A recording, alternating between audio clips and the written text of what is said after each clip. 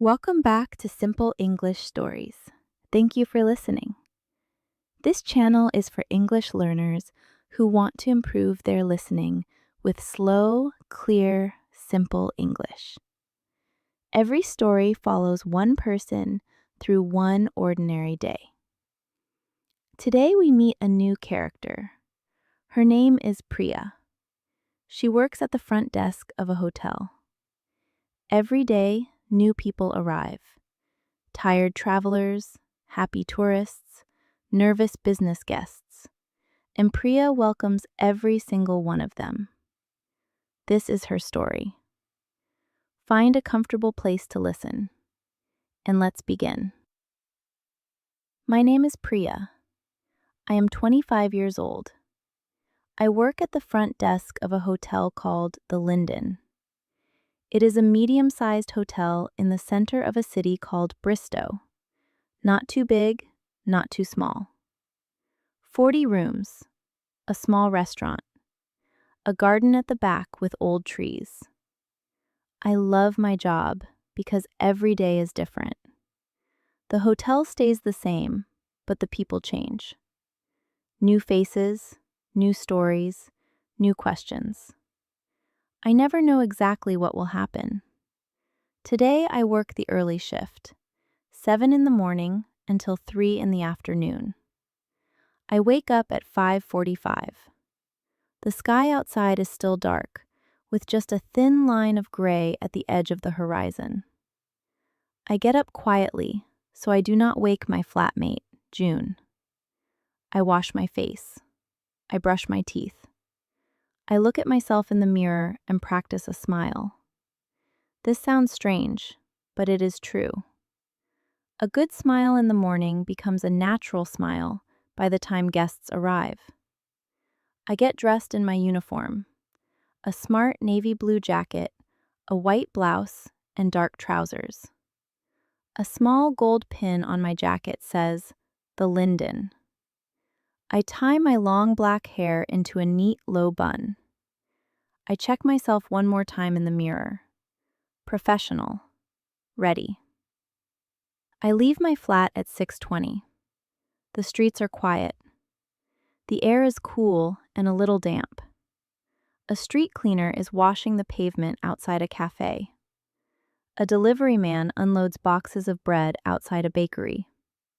The city is waking up slowly, like a person stretching after sleep. I walk for 15 minutes. I pass a small church, a row of old houses, and a park with a statue in the middle. I always look at the statue as I pass. It is a man on a horse, very serious, looking forward at something far away. I do not know who he is. I have never checked. Somehow, I like not knowing. I arrive at the Linden at 6:35. The hotel is a tall building made of pale stone, with a dark green door and large windows. Above the door, gold letters spell out the name. I always feel something small and warm when I see it, like coming home, even though it is work. I go in through the staff entrance at the side. I say good morning to the cleaning staff, who are already busy, vacuuming the lobby, polishing the brass railings, arranging fresh flowers on the front desk. I go to the staff room. I put my coat and bag in my locker.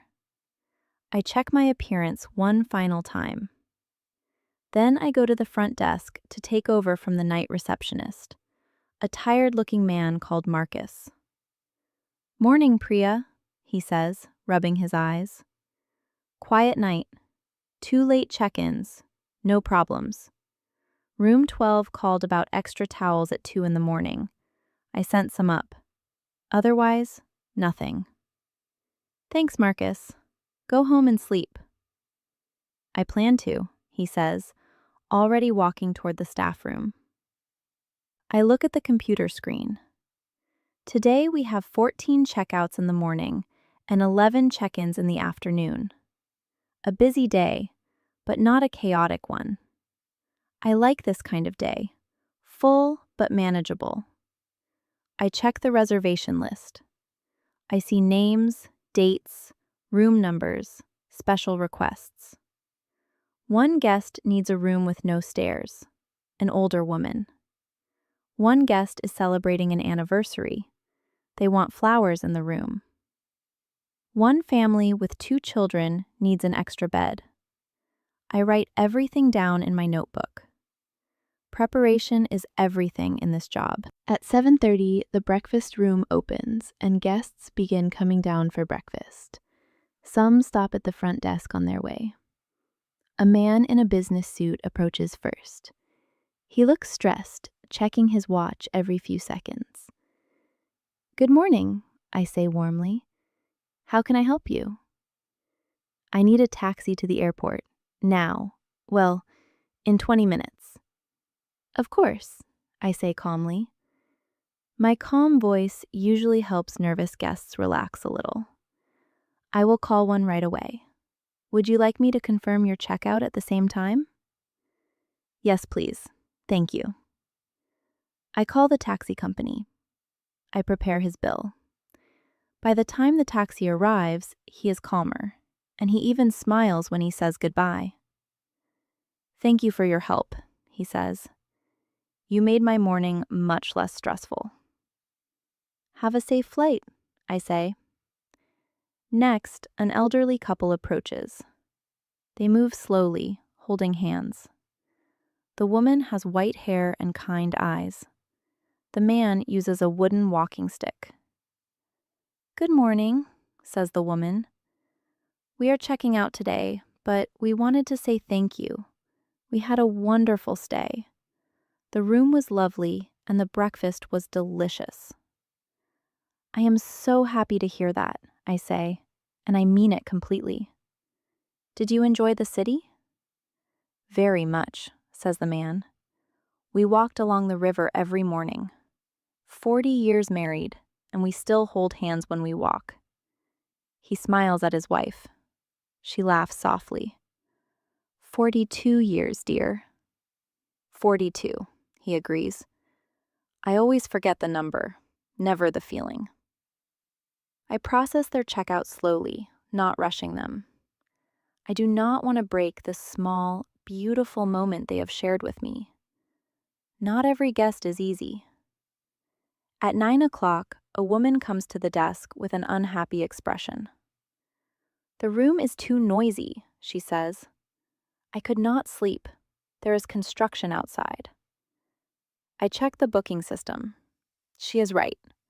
There is a small construction project on the street behind the hotel. "I am very sorry to hear that," I say. "Let me see what I can do." I check the room list. There is one room available on the other side of the building, quieter, facing the garden.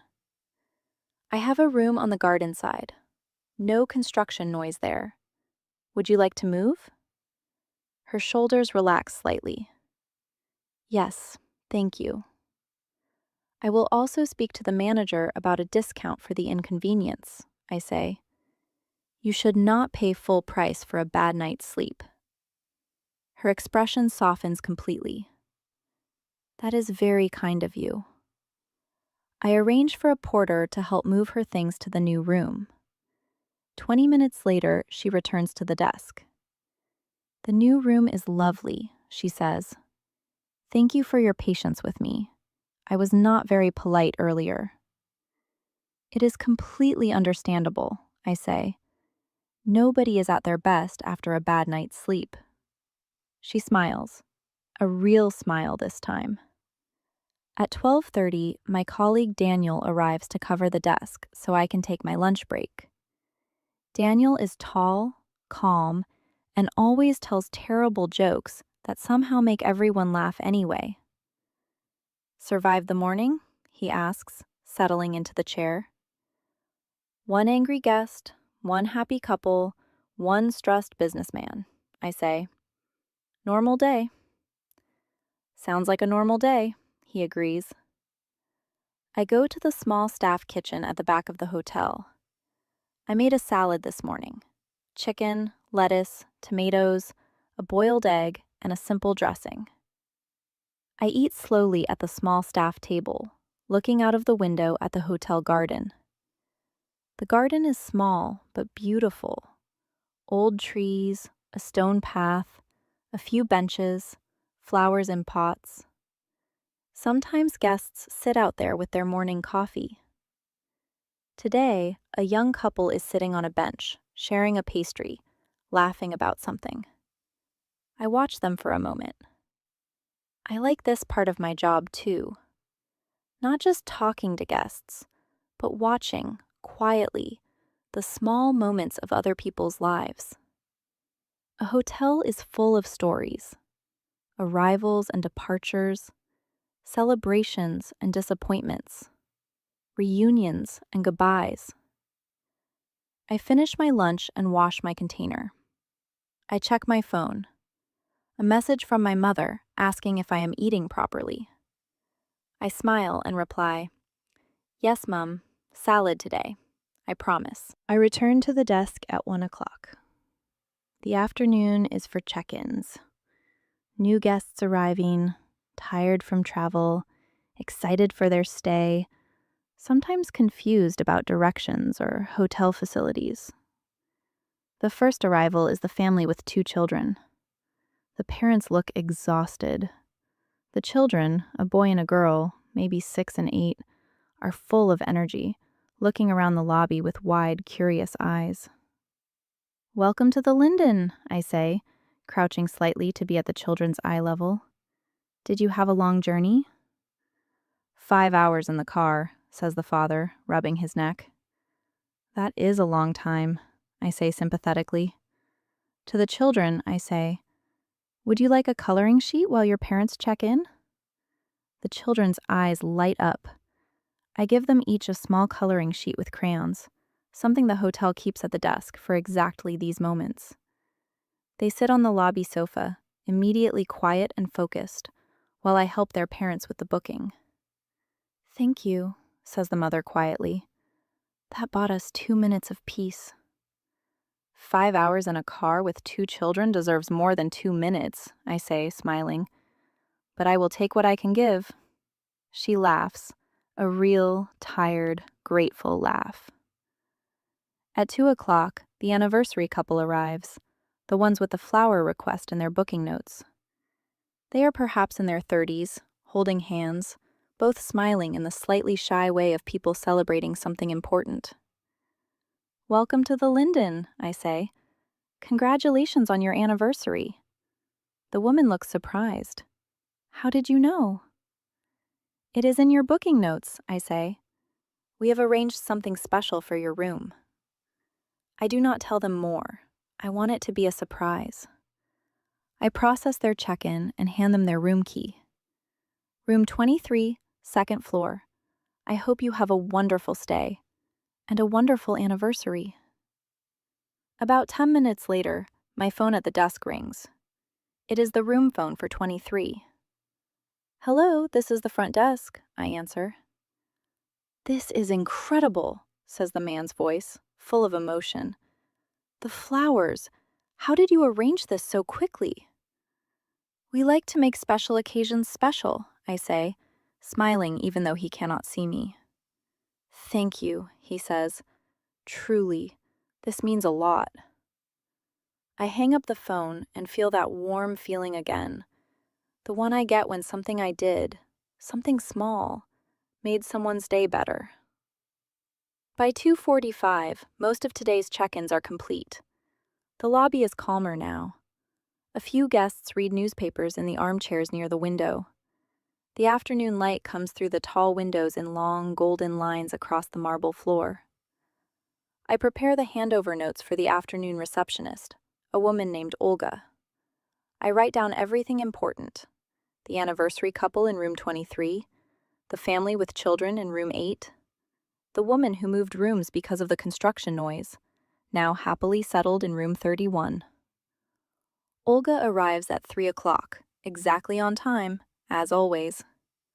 "Busy day?" she asks. "Good day," I say. "Busy, but good." I go to the staff room. I take off my uniform jacket. I check my appearance one final time. Not for guests now, just out of habit. I pick up my bag. I leave through the staff entrance. The afternoon outside is bright and a little warm. The city is busier now than it was this morning. People walking quickly, shop windows full of activity, the smell of coffee from a nearby cafe. I walk home the same way I came, past the statue of the serious man on the horse. The park is busier now, too. Children playing, an old man feeding pigeons, two teenagers sitting on the grass with their school bags beside them. I think about my day as I walk. The stressed businessman who calmed down. The elderly couple, 42 years married, who still hold hands. The difficult guest who became kind once she felt heard. The tired family with their coloring sheets. The anniversary couple and their flowers. So many people, so many small stories, and for a few minutes, each one of their stories crossed mine, at my desk, with my smile, with whatever small thing I could do to make their day a little easier. I arrive home. My flatmate June is in the kitchen, cooking something that smells wonderful, garlic and ginger and something sweet. "Good day?" she asks, not looking up from the stove. "Good day," I say, dropping my bag by the door. An anniversary couple cried on the phone because of flowers. "Happy cried, I hope," says June. "Very happy cried," I confirm. I sit at the small kitchen table while June finishes cooking. She makes enough for both of us. This is our arrangement. We take turns cooking. Tonight it is her turn, and the smell makes my stomach growl. We eat together at the table, noodles with vegetables and a ginger sauce. We talk about our days. June works at a bookshop and tells me about a customer who spent 2 hours deciding between 2 books and bought neither. We laugh. We eat. The evening settles around us, quiet and easy. After dinner, I wash the dishes while June dries. Then I take a long shower, washing away the long day, the smiling, the calm voice I use for guests. I put on soft pajamas. I sit on my bed with a cup of tea and my phone, scrolling slowly through nothing in particular. I think again about the elderly couple. 42 years married, still holding hands. I do not know if I will remember most of today's guests in a week. There were too many faces, too many names, too many small moments. But some things stay. The man's voice on the phone, full of emotion, thanking me for flowers. The woman's tired, grateful laugh. The old man's words, "I always forget the number, never the feeling." I think that is what I love about this job. People pass through for 1 night, 2 nights, a week, and then they are gone, on to wherever they are going. But for that short time, I get to be part of their story. I finish my tea. I set my alarm for 5:45. Tomorrow there will be new guests, new faces, new stories. I cannot wait to meet them. The end. Thank you for listening to Priya's story. If this story helped your English, please like the video and subscribe for a new story every week. Leave a comment below. Have you ever stayed in a hotel? What is your favorite travel memory? Tell us in English. See you in the next story. Goodbye.